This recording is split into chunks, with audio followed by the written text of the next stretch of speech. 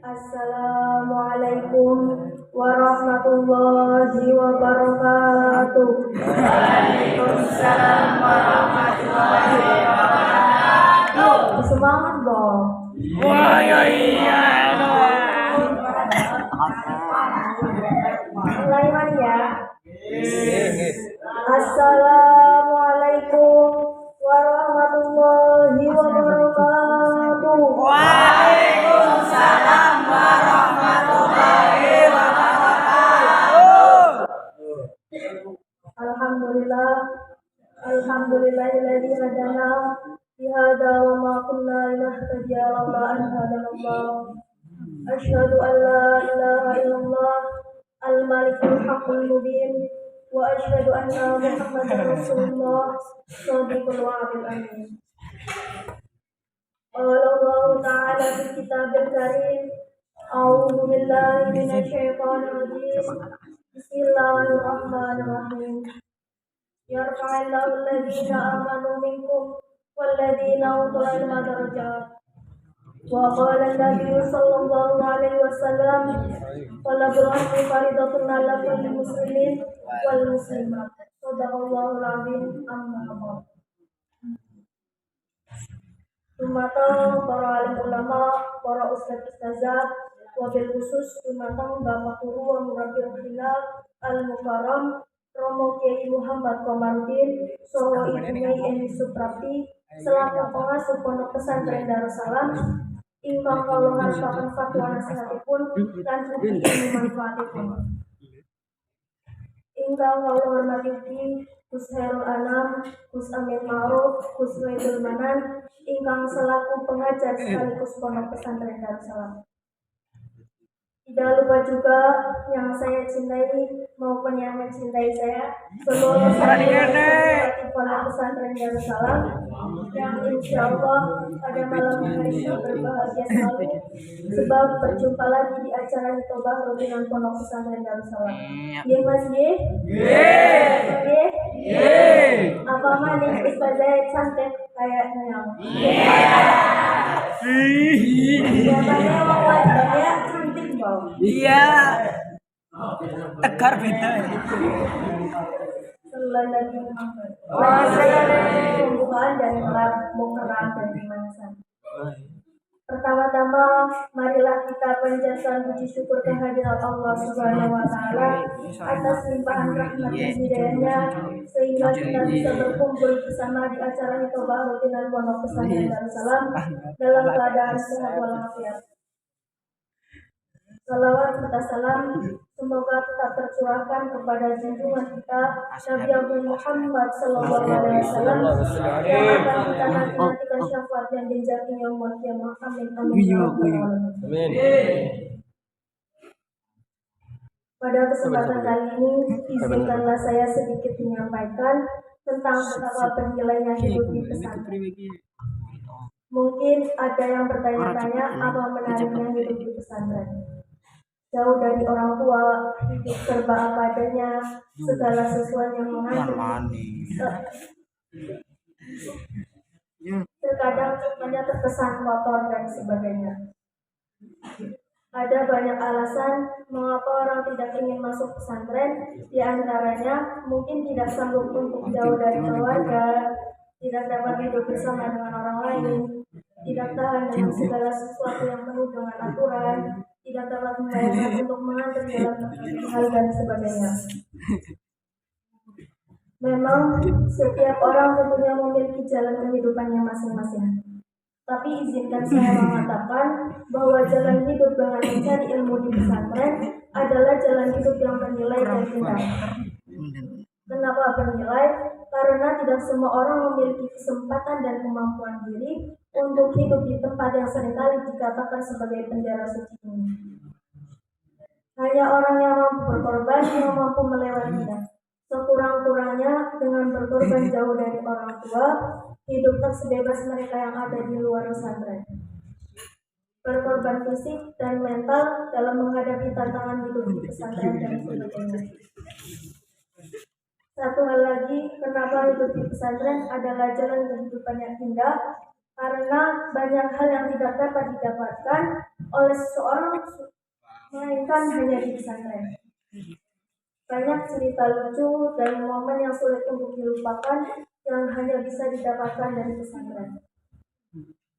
Ada kalanya mengantri makan atau mandi pun menjadi bahan cerita yang sulit dilupakan. Kemudian banyaknya kegiatan di pesantren memungkinkan kita mengalami banyak peristiwa dan pengalaman berharga.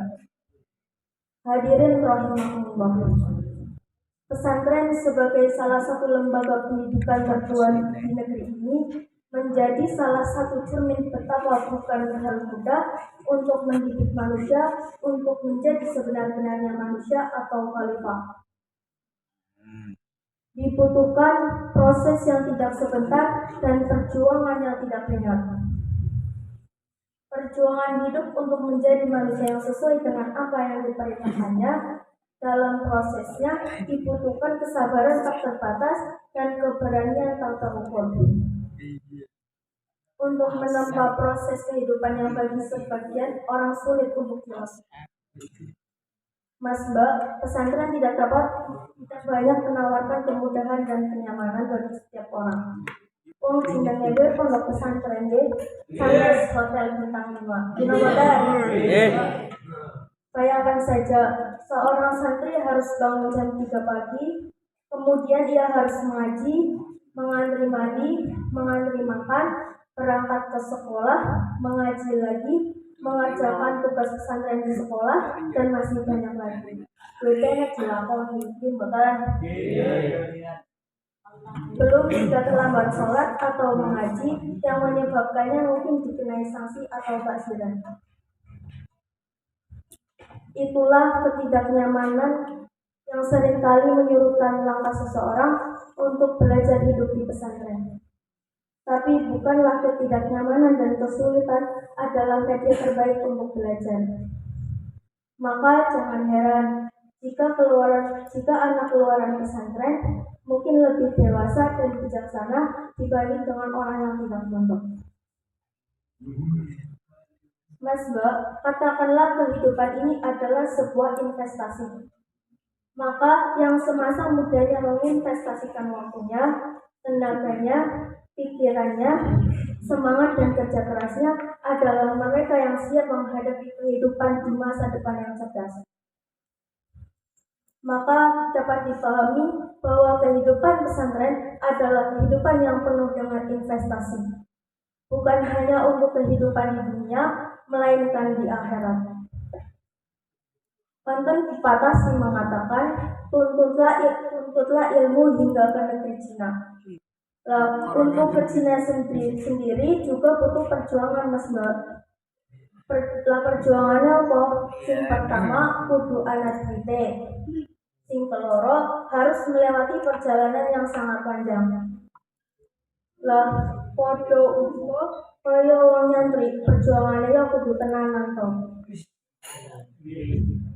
Sing pertama ya kudu anak kita. Ini nomor betul.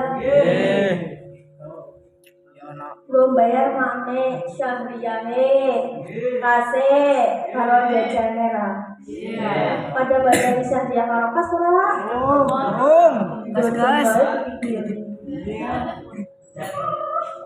Nek pengen ora duitennya kudu payah kaya mas-mas baban dalem.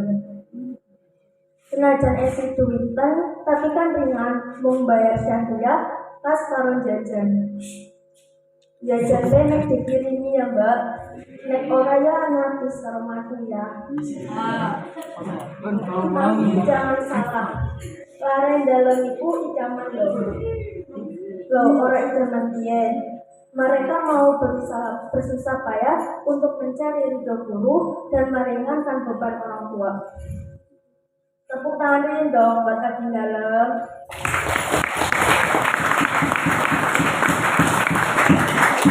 Kita doakan semoga ilmunya berkah. Amin. Sehat, bisa masak terus.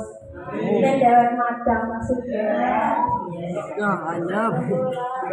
Dan tagape semoga tetap istiqomah dan selalu sabar menunggu kiriman yang jarang-jarang datang. Amin Allahumma. Amin. Shallu ala Nabi Muhammad. Kembali lagi ke laptop. Ada sebuah pepatah yang mengatakan, jika kamu bergaul dengan tukang sate, maka kamu akan bau sate.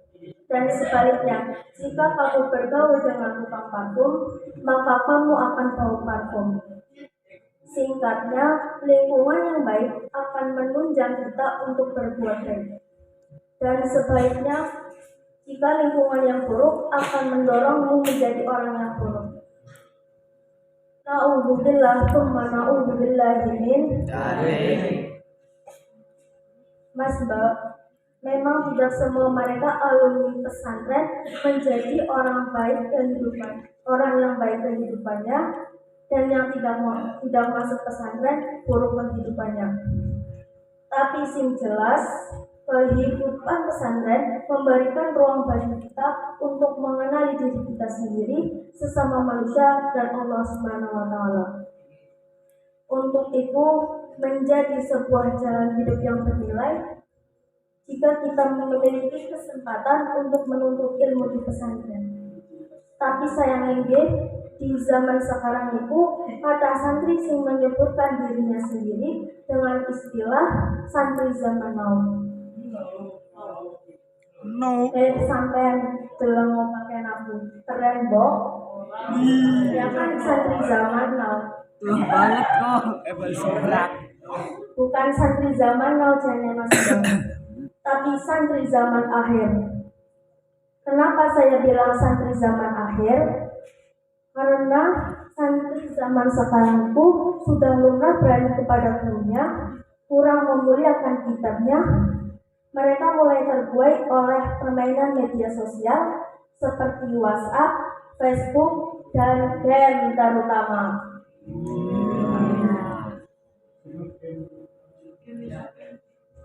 Sehingga karena realitas inilah banyak santri yang kurang berkah ilmunya, tidak bahagia hidupnya, hingga rasa putus asa pun menghampirinya. Padahal seandainya santri mau mengikuti wejangan kita ta'alim ta'alim, insya Allah akan berkah ilmunya. Mas-mas ngertos kita ta'alim ta'alim? Bambang ngertos? Orang ngerti kebangetan. Kitab ta'alim ta'alim itu sudah lumrah diajarkan di pesantren. Mula nek santri wis ngaji kitab ta'alimul muta'alim dan mau mengamalkan isinya, niscaya santri zaman sekarang akan mendapati ilmu yang berkah, bahagia hidupnya, dan tidak mudah putus asa. Amin.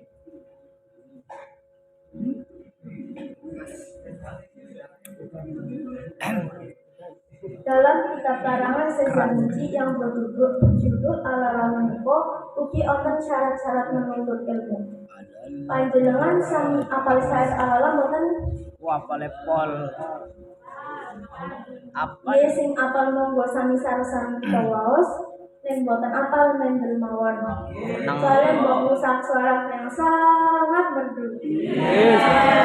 Usak mendengar masih dek. Monggo Jawa sarang.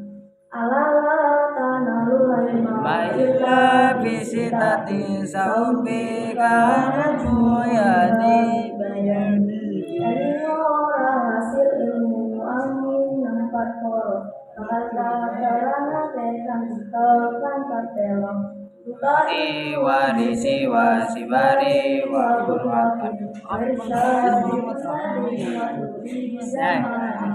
Rupanya cerdas lekot sabar sami.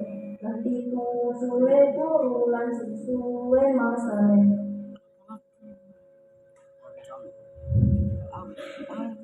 Syarat niku wonten 6. Nah, sing pertama niku lukain cerdas. Sebagai salah satu syarat belajar niku kudu cerdas.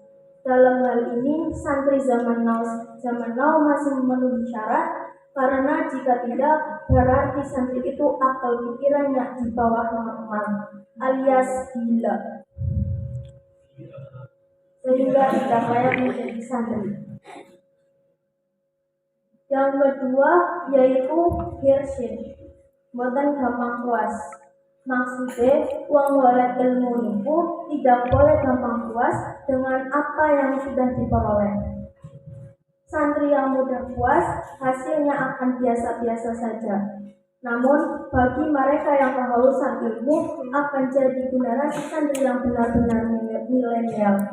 Karena di atas langit masih ada langit. Hadirin rahimahullah. Lanjut sing ketelu niku sabar, istibarin. Nah, di zaman sekarang banyak santri yang gagal.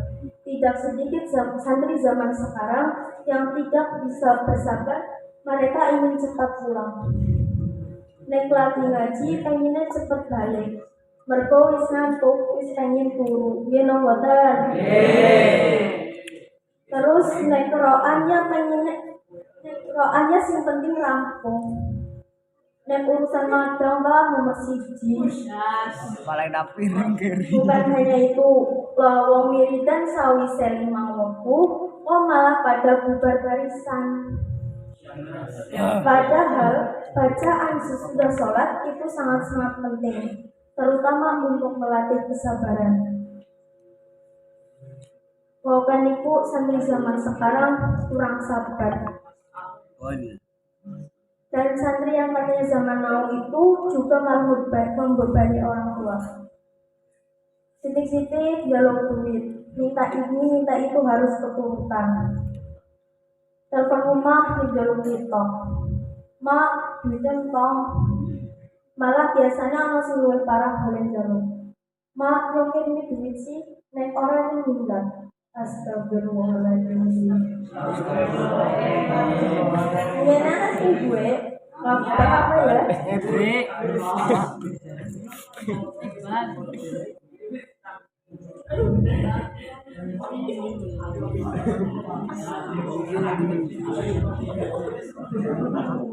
Emanglah pengusaha yang uangnya miliuner. Sing jenenge santri ini kudu prihatin Mas Bang. Niate di pondok maya men prihatin, mandiri, rajin, losik dimumbai problem, pintere laundry, Bandur. Sultan. Terkadang saya heran. Dia mikir bapaknya kerja apa, panas-panas, kesel-kesel, banting ulang, biayain anaknya mondok. Ternyata nggak taunya yang dipondokin malah kelakuannya kayak yang nggak mondok. Apa jaganya orang so?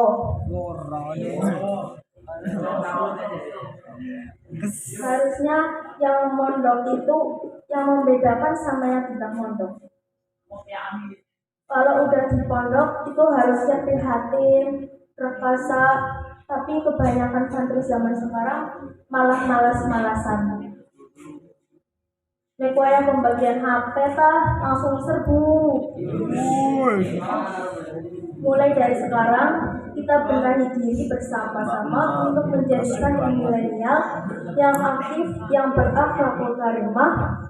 Tunjukkan bahwa seorang santri itu bukan hanya bisa membebani orang tua saja, tapi membanggakan orang tua dunia dan akhirat. Amin amin Allahumma amin. Hadirin rahimahullah. Lanjut sing kepapat niku puluhatin punya bekal atau biaya. Rata-rata santri zaman sekarang itu ada yang tidak mampu, tidak ada yang tidak mampu. Para santri biasanya dibekali dengan uang yang cukup.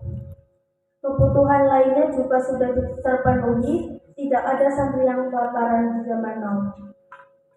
Malah sebaliknya, santri zaman sekarang cenderung berlomba-lomba dalam balapan makan. Kalau mereka dikirim bapak ibunya, seringkali dibawakan makanan yang enak-enak, seperti sate, ayam goreng, dan makanan siap saji lainnya. Maka tidak heran jika santri zaman sekarang itu rata-rata gemuk-gemuk. Alhamdulillah sih belum buatan.